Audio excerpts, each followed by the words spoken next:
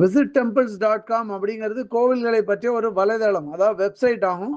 இன்னைக்கு இந்த visittemples.com மூலியமா நம்ம கோயம்புத்தூர் மாவட்டத்துல உக்கடம் பகுதியில அங்க இருக்கிற ஸ்ரீ கோணியம்மன் கோயிலை பத்தி தெரிஞ்சுக்க போறோம். இந்த கோவில் 500 ஆண்டுகளுக்கும் பழமையான கோவில் அப்படின்னு சொல்றா. இது கோயம்புத்தூர் மாநகரையே காவல் காக்கும் காவல் தெய்வம் அப்படின்னு கருதப்படுறது இந்த கோவில். இந்த உக்கடத்துல உள்ள கோணியம்மன் கோவில் வந்து கோயம்புத்தூரோட மிக முக்கியமான ஒரு கோவிலாகும். இந்த கோவில் வந்து கோயம்புத்தூர் மாநகரோட பிரதான சாலையிலேயே அமைஞ்சிருக்கு. 7 அடுக்கு வடக்கு நோக்கிய ராஜகோபுரம் கொண்ட கோயிலாகும். இந்த 7 அடுக்கு ராஜகோபுரத்தை தவிர ஒரு 3 அடுக்கு ராஜகோபுரம், வடக்கு நோக்கிய ராஜகோபுரமும் இருக்கு. அந்த ராஜகோபுரத்திலே ஒரு திரிசூலத்தையும் பார்க்க முடியும். ஓம் சக்தி அப்படின்னு தமிழ்லையும் இருக்கு, அதையும் பார்க்க முடியும். இதுக்கு பக்கத்திலே கிழக்கு நோக்கிய ஒரு சன்னதி. இந்த கிழக்கு நோக்கிய சன்னதி ஸ்ரீ பஞ்சமுக விநாயகரோட சன்னதி. பஞ்சமுக விநாயகர் வந்து 5 முகங்களோட காணப்படுறார். இங்க வந்து பஞ்சமுக விநாயகர் வந்து ஒரு அரச மரத்துக்கு கீழே காணப்படுறார். கிழக்கு முகமா இருக்கார். கோபுரத்திலையும் பஞ்சமுக விநாயகரோட ஒரு வர்ண விக்கிரகத்தை பார்க்க முடியும். சன்னதி உள்ள ஸ்ரீ பஞ்சமுக விநாயகர் ராகு மற்றும் கேது பகவானோட காணப்படுறார். அவர் சன்னதியை பார்த்த மாதிரி ஒரு சின்ன மூஞ்சூர் வாகனத்தையும் வச்சிருக்கார். இந்த 3 அடுக்கு ராஜகோபுரம் பக்கத்திலேயே ஒரு கோபுரம் இருக்கு. அந்த கோபுரத்துல பல வர்ண விக்கிரகங்களை பார்க்க முடியும், எல்லாம் கிழக்கு நோக்கி. இந்த கிழக்கு நோக்கிய விக்கிரகங்கள்ல முக்கியமான விக்கிரகம் வந்து ஸ்ரீ கோணியம்மன் அமர்ந்த கோலத்துல காலால ஒரு அசுரனை வதம் பண்ற மாதிரி காணப்படுறா. இந்த கோணியம்மன் விக்கிரகத்துக்கு 2 பக்கத்துலயும் சித்தி புத்தி விநாயகர் மற்றும் ஸ்ரீ வள்ளி தேவசேனாவோட சுப்பிரமணியர் காணப்படுறார். கோணியம்மன் கோயிலோட மூலஸ்தானம் வடக்கு நோக்கிய மூலஸ்தானம். மூலஸ்தானத்துக்கு போற வழியில முதல்ல ஒரு மரத்தாலான துவஜஸ்தம்பம், அதாவது கொடிமரம் இருக்கு. அதுக்கு அடுத்த ஒரு நெய்வேத்திய பீடம், அதாவது ஒரு பலிபீடம். அதுக்கப்புறம் தெற்கு நோக்கி ஒரு சிம்ம வாகனம், அதாவது மூலஸ்தானத்தை பார்த்த மாதிரி சிம்ம வாகனம். மூலஸ்தானத்தோட 2 பக்கத்துலயும் 2 துவார பாலகிகளோட விக்கிரகங்கள் நின்ற கோலத்துல காணப்படுறது. கோணியம்மன் கோயிலோட மூலஸ்தானத்துல மூலவரான ஸ்ரீ கோணியம்மன் வடக்கு நோக்கி அமர்ந்த கோலத்துல வந்து காட்சியளிக்கிறா. பார்க்கறதுக்கு விக்கிரகம் பிரமாதமா கம்பீரமா காணப்படுறா. இந்த கோணியம்மன் மிகவும் சக்தி வாய்ந்தவள். கோயம்புத்தூரை மட்டும் காப்பாத்துறது இல்லாம தன்னை நாடி வரும் பக்தர்களுக்கு வேண்டியதை கொடுத்து வரம் கொடுக்கும் சர்வ வல்லமை கொண்ட அம்மன். ஸ்ரீ கோணியம்மன் கோயிலுக்கு வரும் பக்தர்கள்ல வசதி உள்ளவா ஒரு சிலர் வந்து அம்மனுக்கு திருமாங்கல்யத்தை வழங்குறா.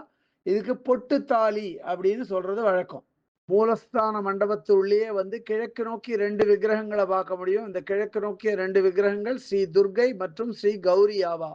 அதே மாதிரி மேற்கு நோக்கிய 2 விக்கிரகங்கள் என்னென்னா ஸ்ரீ லக்ஷ்மி மற்றும் ஸ்ரீ சரஸ்வதியோட விக்கிரகங்கள். கோவிலோட வெளிப்பிரகாரத்துல நவகிரக சன்னதி இருக்கு. இந்த கோவிலோட நவகிரக சன்னதியில நவகிரகங்கள் தம்பதி சமேதரா இருக்கிறது தான் இங்க வந்து விசேஷம். அது பக்கத்திலேயே வந்து வடக்கு நோக்கிய ஒரு சன்னதி. இந்த வடக்கு நோக்கிய சன்னதி ஸ்ரீ சாந்த விநாயகரோட சன்னதி. இந்த ஸ்ரீ சாந்த விநாயகர் சன்னதியை பக்தர்கள் பிரதட்சணமா வலம் வர வசதி இருக்கு. இதே வெளிப்பிரகாரத்துல ஒரு வடக்கு நோக்கிய சன்னதி ரொம்ப விசேஷமான சன்னதி. இந்த விசேஷமான சன்னதி ஸ்ரீ ஆதி கோணி அம்மனோட சன்னதி. இந்த ஆதி கோணியம்மன் சன்னதி தான் இங்க வந்த முதல் சன்னதியாகும். ரொம்பவும் பழமை வாய்ந்த சன்னதி இந்த சன்னதி. இங்க வந்து ஸ்ரீ ஆதி கோணியம்மனோட கூடவே ஸ்ரீ துர்கை, ஸ்ரீ சப்தமாதா, அதோட கூடிய சிறு வீரர்கள் சிலர் இருக்கா. அதுக்கு அடுத்து வெளிப்பிரகாரத்துல இருக்கிற வடக்கு நோக்கிய சன்னதி வந்து ஸ்ரீ சுப்பிரமணியரோட சன்னதி.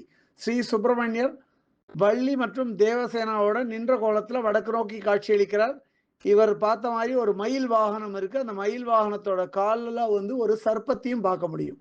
அதே மாதிரி கோவிலோட வெளிப்பிரகாரத்துல ஒரு பெரிய ஒரு விருட்சம், அதாவது ஒரு அரச மரம் காணப்படுறது. அந்த அரச மரத்தோட கீழ்ப்பகுதி மொத்தமும் வந்து மஞ்சள் மற்றும் குங்குமத்தால பூசப்பட்டிருக்கு. ரொம்ப தெய்வீகமான மரம் அப்படின்னு இந்த மரத்தை சொல்றா. கோவில் வளாகத்துக்குள்ளேயே கோவிலுக்கான ஒரு தங்க தேர் வச்சிருக்கா. இந்த தங்க தேர் தினமும் சாயந்தரம் 7 மணி வாக்குல பவனி வர்றது வழக்கம். அதே மாதிரி கோவிலுக்குள்ளேயே கோவிலுக்கான மடப்பள்ளி இருக்கு. அதே மாதிரி இந்த கோவில் வளாகத்துக்குள்ளேயே விஸ்தீரணமா ஒரு பல தூண்களை கொண்ட ஒரு இடம் இருக்கு. இதை வந்து ஒரு தற்காலிகமா ஒரு டின் ஷீட் ரூஃபிங் போட்டு மூடி இருக்கா. இந்த இடத்துல வந்து பலவிதமான ஒரு சொற்பொழிவு இல்ல கோவில் விழாக்கள் இதெல்லாம் நடத்தலாம். பக்தர்கள் தாராளமா அங்க உட்காந்துக்கலாம். அவ்வளவு பெரிய இடம் அது. ஸ்ரீ கோணியம்மன் கோயிலோட ஸ்தல விருட்சம் வந்து வன்னி மரம் ஆகும்.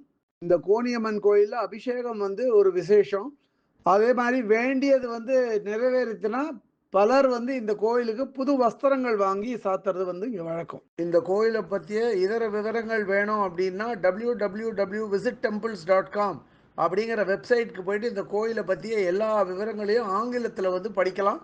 இல்ல பிற பாஷைகள்ல வேணும்னா அதிலேயே மொழிபெயர்க்கிற வசதியும் இருக்கு. அப்படியே மொழிபெயர்த்து அவா பாஷைக்கு தகுந்த மாதிரி படிச்சுக்கலாம் அத. இதுவரை இந்த காணொளியை கண்டும் கேட்டும் மகிழ்ந்த பக்தர்களுக்கு visit temples.com சார்பா ராகவாச்சாரியின் நன்றிகள்.